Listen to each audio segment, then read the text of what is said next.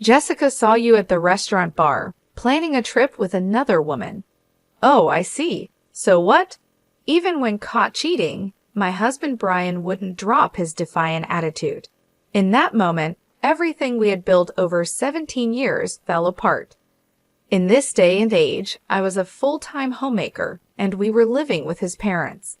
Just like every other year, I had given up the job I loved at a publishing company where I felt fulfilled. Now, I spent half of the week taking my parents to the hospital and adjusting meals according to everyone's schedule. I was living a life much like a housemaid after getting married. I had no time for myself. The only place I could relax was in our bedroom, even in this spacious house. Despite all this, I had chosen this life because I wanted to be with my husband. The option of leaving never crossed my mind. So when my unfaithful husband said, "We can get a divorce," I was at a loss for words, feeling more amazed than angry. This is the story of me, Nicole Richie, turning 45 this year, leaving my husband Brian, with whom I lived for 17 years, and starting my life from scratch. It all started 3 months ago on the 23rd. That day was payday for him, who worked at an electronics manufacturer. Usually, his salary would be deposited into our joint account. I would use that money to pay our monthly bills and give him an allowance in the evening. However, 3 months ago, his salary wasn't deposited into our joint account. I thought there must have been some technical glitch, so when he got home in the evening, I asked him about it. "What do you mean you changed the deposit account without saying anything to me?" He had switched the account to his personal one. "But what about our payments? These bills are due on the 25th. I couldn't keep up with the sudden change and just thought of the immediate concern. Without thinking, he said, "Just let me know how much you need, and I'll transfer that amount into the joint account." He said this while taking off his suit with his back turned to me. He wouldn't even look me in the eyes. "So why did you change it?" I couldn't think of any reason for this. In the 17 years we'd been together, we had never changed the account. We were saving in our joint account, so it wouldn't be a problem if his transfer was late. It's not like our bills would fall behind. Maybe I didn't need to press the issue, but I couldn't help wondering. Why didn't he trust me with our finances? Did I do something wrong? I didn't remember overspending, but I thought maybe I had unknowingly upset him. If so, I needed to apologize. That's what I thought when I asked him, but he seemed to think I was blaming him. He threw his freshly removed shirt onto the couch and glared at me. "It's my hard-earned money, isn't it?" "Yes, it is. But why do I need your permission to use it?" I couldn't understand his words. I'd been giving him a $800 allowance every month, but that was just a temporary arrangement. If his expenses piled up, I would give him more. I asked him what he spent his money on, but I never refused to give him more when he needed it. As a stay-at-home wife, there were times when I asked if I could buy something I wanted, but the reverse never happened. "I don't need dinner today." "But I already prepared it." "Never mind, I'll eat out." He got bent out of shape, grabbed his car keys, and went out again. He had seemed strange for the past 17 years, but we never had issues over money. Suddenly, he starts saying it's his money. While cleaning up the food I had prepared, I was upset at my husband's selfish actions. I was frustrated that, despite having food at home, he chose to eat out anyway. Now he was in charge of the finances. From that moment, he began eating out every night and coming home late at night after I fell asleep. Also, the number of days he told me he was staying at work overnight increased. The fight had completely escalated. Even when we were together, we didn't talk more than necessary. As time passed, it was hard to find a chance to make up, and I started blaming myself. We'd never had a fight last this long before. It was a minor issue that he changed the bank account without consulting me. If he wants to manage the finances, that's fine. After about 3 weeks of awkwardness, I began to reconsider things. Then one day, I received a message from Jessica, who is my colleague. When I worked as a publisher, my colleague Jessica reached out to me. "Hey, how are you doing? How about lunch soon?" We used to go out for drinks after work and spend our days off together when we were single. Now, we both have families, so we don't contact each other as much, but we try to meet at least once or twice a year. Her invitation came at a good time, so I agreed readily. 3 days later in the afternoon, she and I were sitting in a cafe in the next town. "So they moved into the care facility, huh?" "Yeah, both of them in the same place," I replied. She asked how things were going, and I told her about my parents-in-law moving into a nursing home a few months ago. "I know I shouldn't say this, but it's a good thing. It must be a relief for you," she said, looking pleased. She'd have been worried about me because I never had time for myself, so it seemed she was relieved now. "Well, I do have to get their clothes, visit, and accompany them to their doctor's appointments, but still my life has become a lot easier. This was the first time since I was single that I was able to casually make time to meet with a friend." "You're such a dutiful daughter-in-law. Is Brian still hands-off?" "Yes, he seems to want to do nothing on his days off. He never wanted to go anywhere on his days off. In these 17 years, we've never even gone shopping together. Her husband is diligent. He picks her up in his car when it rains and sometimes even does the shopping for her. He never changed at all. Well, since I am a stay-at-home wife, at least he could take care of his own parents. She has never thought highly of my husband. We both had jobs when we got married, but he never helped with the household chores. There were days when I was too tired to do housework. He found it unbelievable and suggested I become a stay-at-home wife. I didn't want to quit, but I resigned as he suggested and became a full-time homemaker.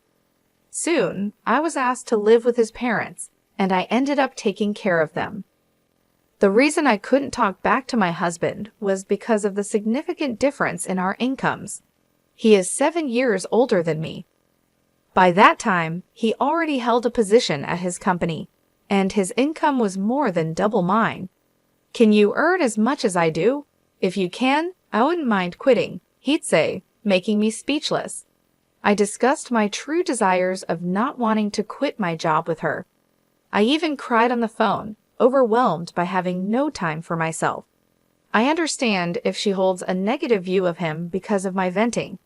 After a while, the warm vegetable salad we ordered arrived. As she served it on smaller plates, she asked again, "So, how are things with him?" I thought for a while and nodded affirmatively.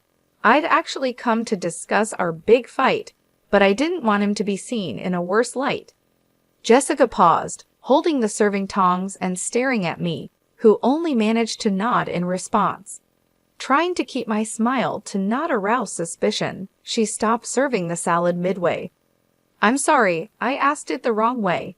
Nickel, things aren't going well with him, are they?" she said, as if she knew something. I was left flustered and unable to respond. She started talking about something that had happened a few days ago. That day, she was at a dining bar near her office for a work after party. When she went to use the restroom, she passed a man in the aisle who turned out to be my husband. He didn't seem to recognize her, so she decided against calling out to him. But noticing that he was in casual clothes made her wonder if he was with me. After leaving the restroom, she decided to take a look at where he was seated. She saw him having drinks with a woman who wasn't me. "Then I realized instantly he's cheating on you," she said. They were sitting close together, bodies touching as they drank. Was that really my husband? I couldn't believe it. That day, he hadn't come home due to working overtime, so there was no reason for him to be in casual clothes. Moreover, he seemed genuinely busy lately. Does he even have the time for cheating in his current state? Although we've been on bad terms recently, I can't imagine him resorting to cheating. I just don't see him as that kind of person. Sensing my thoughts, she sighed and added, "For the upcoming long weekend, he mentioned going to a place in Laguna Beach. He was showing information about the accommodations on his phone and mentioned something about a prime-grade steak dinner. You could probably find the hotel if you search from there. She started searching for the hotel on her phone.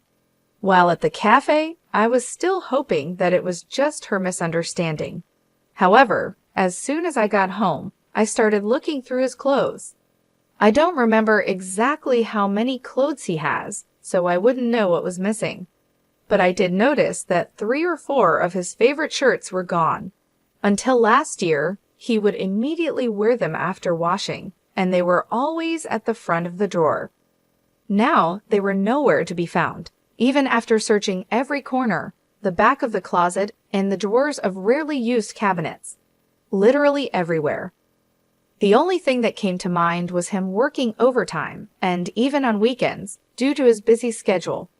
I remembered the look on his face when he told me he had spent a night in the company's restroom because he missed the last train. As I stood in front of the closet, I heard the sound of an incoming email from my pocket. It was a message from Jessica. The email included the URL of a hotel in Laguna Beach. As I stood there in a daze, I slowly pressed the link, and a stay plan with a dinner, including prime-grade meat, was displayed. I felt dizzy, like I was having a bad dream. There was a part of me that still wanted to believe in him, but I couldn't find his favorite shirt. That was a huge blow. 3 days later, on the Saturday before a long weekend, he was unusually at home, working with the TV on. I placed a cup of coffee near his computer and casually asked, I haven't seen you wearing your favorite t-shirt this year. Even though he hadn't taken his eyes off the display, when I put down his drink, the sound of him typing on the keyboard suddenly stopped at my question. Then he said, "Yeah, I'll wear it sometime," making a point of looking at me as he responded. That was unusual. For the past month since that payday, he had been distant, but now, when asked about his shirt, he was making eye contact. I looked for it, but I couldn't find it, I added. He replied, "Isn't it somewhere?" and then looked away, returning to his computer. Seeing his reaction, I couldn't help but feel suspicious. Despite saying his favorite shirt was missing, he showed no signs of being troubled. Normally, in this kind of situation, he would pretend to be upset just to make a point that I hadn't taken care of it properly, even if he really didn't need it. Last year, he kept complaining just because it hadn't dried due to the rain. Every bit of change made everything seem suspicious. When it comes to this, I can't control myself. I need clear answers, often pushing too far. "You're off for a long weekend, right?" Even though we hadn't made up after our last fight, I couldn't help but ask something more intrusive. "Work from when?" "I don't know. There's a business trip. I might have a day off." Was this also a lie? I could only think it was. For the past 17 years, he always took time off during the holidays. Jessica's words about going to Laguna Beach and the prime-grade steak crossed my mind. The story I heard at the cafe started to feel real, and I felt a surge of anger. Before I realized it, I said, "Business trip? You mean you're going to Laguna Beach?" He froze while staring at the screen. Slowly turning around, his expression changed. With a weary face, he squinted and glared at me, just like during our fight on payday. What the hell is going on? Rummaging around our room, pretending to look for clothes, he sighed heavily. Hearing his words, my lips quivered. I had rummaged through the room, but found nothing. I couldn't find the t-shirt. Yet he said I had rummaged, which means if I had looked more, I might have found something linked to Laguna Beach. I still wanted to believe, even while doubting. Jessica said she saw you at the wine bar. You and another woman were planning a trip. The things we had built started to crumble. Oh, is that so? I thought he would make an excuse, but reality was different. He wasn't flustered at all. He turned away with a defiant look. "So, what's the point?" he questioned. What did he want to hear? When I became speechless out of disbelief, he piled on words. "Who do you think you are?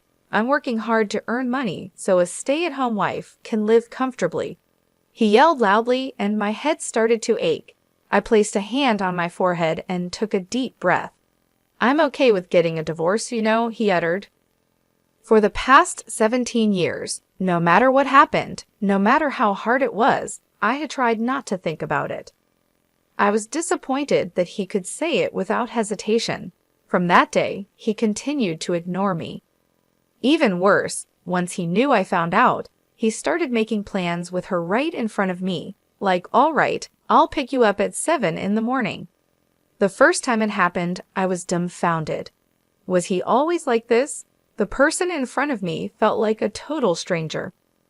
Then the long weekend arrived, and on the day of his trip, I was in the car driven by Jessica, silently watching him cheat. Nicole, did you get a shot of him putting his arm around her waist just now? Yeah, I did. You should take as many photos as you can. Okay. When I told her about my conversation with him on Saturday, she was furious and said I should break up with such a man. She also suggested that I take photos as proof of his cheating and claim for emotional damages. She spent her much-anticipated weekend for this very purpose. The woman he was cheating with looked to be in her late 25s or early 30s, slim and wearing revealing clothes. He kept stroking her long hair with a gentle smile on his face. Since he left the house, I'd also left promptly and watched everything. I saw him pick her up from her apartment, stop by a convenience store to buy breakfast together, and walk arm in arm in front of the Splash Zone and Penguins. Now, they had just entered a hotel together. I took pictures of all of it with my phone, but each time I pressed the shutter, I pondered over what I was doing. I knew it, but seeing it with my own eyes made me really sad. Yet, I didn't shed a tear. I just stared at his joyful face. What do we do now? Shall we stay somewhere for the night? Jessica asked. No, let's head back, I replied. She seemed to plan to stay overnight, but I shook my head. I didn't want to waste money I had saved by scrimping on such a thing. I thought our life as a couple had finally started after my in-laws were placed in a nursing home.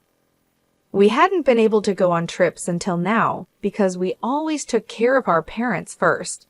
But from now on, we wanted to create memories as a couple. The money I had planned to use for those times seemed wasted. I wondered if I had just wasted 17 years. If I knew it would turn out like this, I wouldn't have married him. If I knew I would go through this, I would have divorced him a long time ago. I shouldn't have had to endure and try so hard. Seeing his smile today for the first time in a while made me want to redo those 17 years. Though I wanted to cry, I couldn't and just kept sighing. Jessica had been quietly listening, but suddenly started the car engine and checked the time. What time is it now? After 4 o'clock, I replied. Then she called someone and smiled at me. Hey, Nicole, let's move out right now. Huh? Ah, hello? Sorry to bother you during the long weekend. I appreciate your help. I was taken aback by her sudden proposal.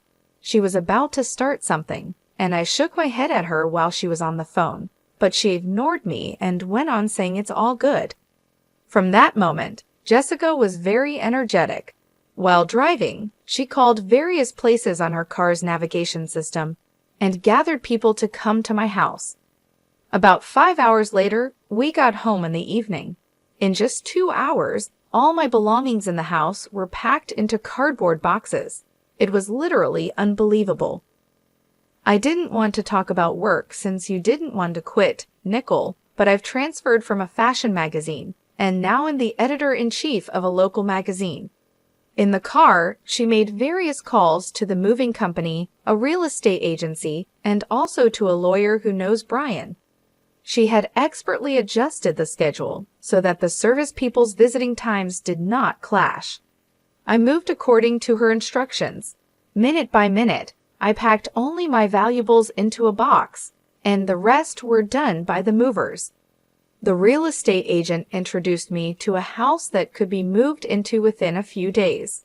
For the time being, my belongings were sent to her house, and I ended up staying with her for a few days. After the truck packed with my things left, a lawyer visited me. They gave me advice about things like claiming alimony after divorce, guiding me towards a method that would be the least burdensome. I was amazed at how much could be done in just a few hours. I knew she was a very active person from when we used to work together, but her ability struck me as incredible. However, looking around the room that was now half empty, anxiety slowly began to creep in. He's definitely going to be mad. The cost of moving was surprisingly low. The studio apartment was affordable, and even the consultation with the lawyer was free. Yet, it was still costing money. I made these moves without telling him, so I'm sure he'll be furious when he gets back from his trip.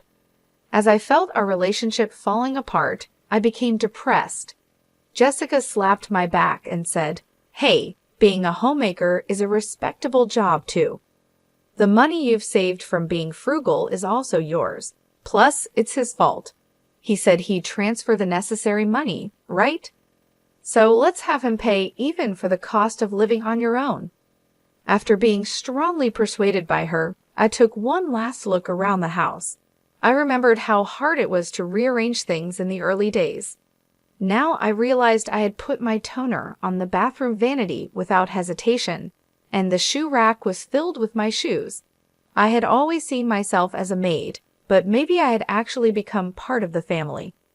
Imprinting the image of the home I had lived in for 17 years in my mind, I nodded vigorously at her.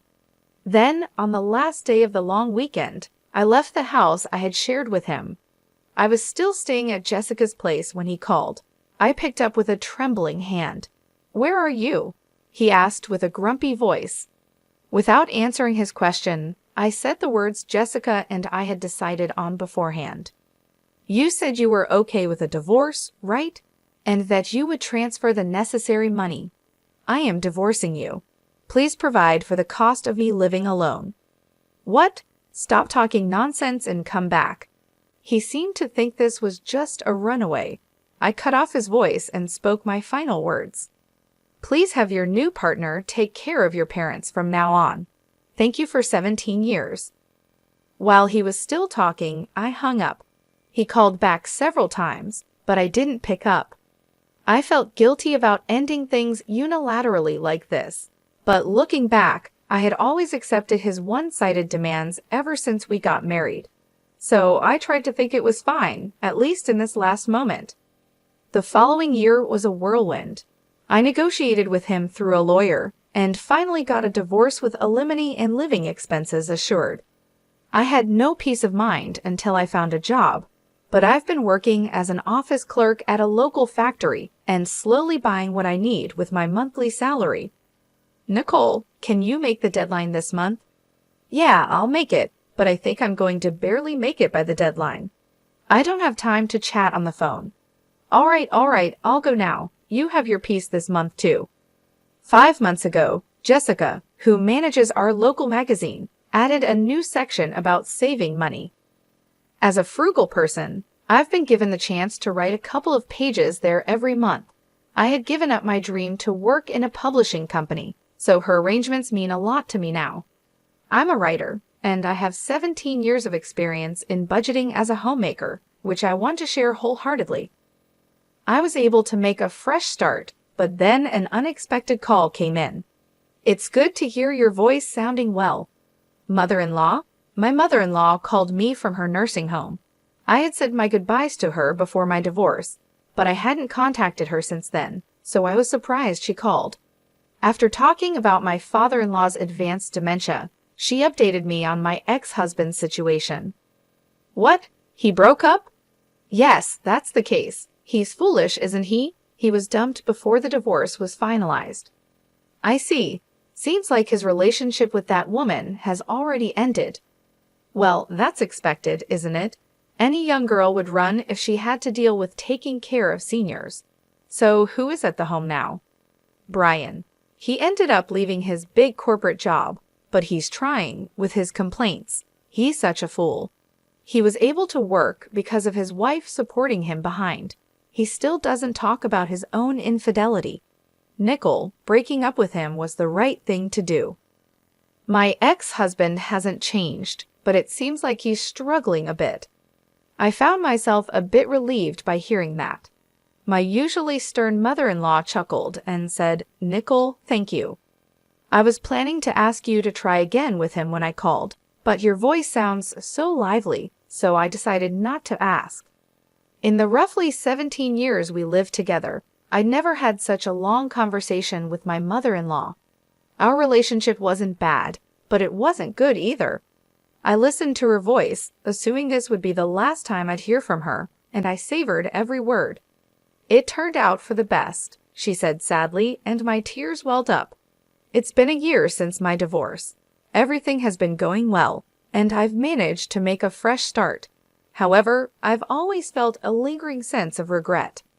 It's because I felt like I had wasted 17 years of my life. But then, with this phone call, my mother-in-law said thank you, and that she had planned to ask me to try again with her son. There's no chance of getting back together with my ex-husband, but hearing that from his mother made me genuinely happy.